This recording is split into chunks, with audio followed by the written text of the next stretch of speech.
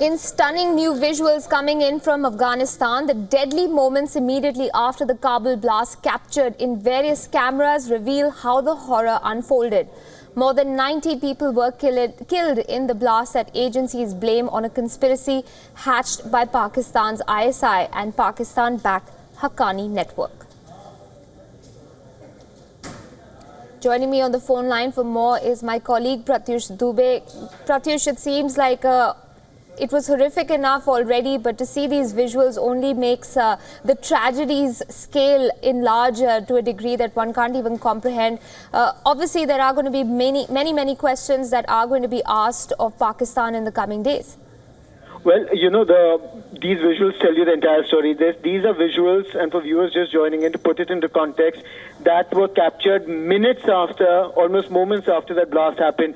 These are the latest visuals released by the various agencies, security agencies, and it would be good to keep in mind at this stage that this entire carnage that you're seeing on your television screens right now, this entire bloodbath, this entire, the horror that is unfolding, this happened at the behest of Pakistan's ISI and the Haqqani network, which is backed by Pakistan, and this is what the Afghanistan intelligence agencies have confirmed.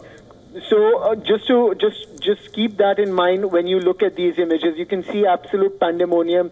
There are people who were at least 2 kilometers away from the explosion site who have described this entire episode as if they felt it was an earthquake.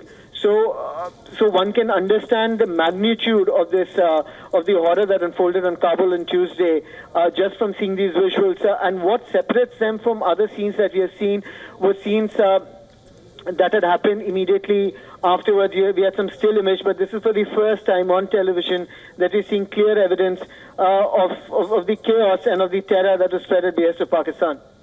Right, Pratyush, as you're pointing out, the official spokesperson from Kabul confirmed to WION just last evening that it is indeed the Pakistani ISI in conjunction with the Haqqani network that's carried out this blast.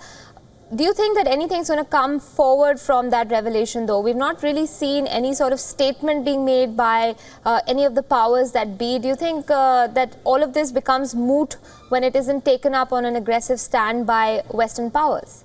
From Afghanistan side, the first steps have been taken, and one of the low-hanging fruits that you saw was that they have decided to suspend all sporting ties with Pakistan. And considering the proximity of these two countries, considering the fact that they have a cultural similarity, these are very strong message that's being sent out by Kabul to Islamabad that, listen, we will not tolerate our men being killed, our people being made victims of simply because you want to pursue a particular agenda in this region. The second part of your question, Aisha, when it comes to international powers, Najibullah Azad, when we spoke to him yesterday, he also said that perhaps it is also the way in which Afghanistan perceives itself. There was a time when Afghanistan went around asking help from the Western world.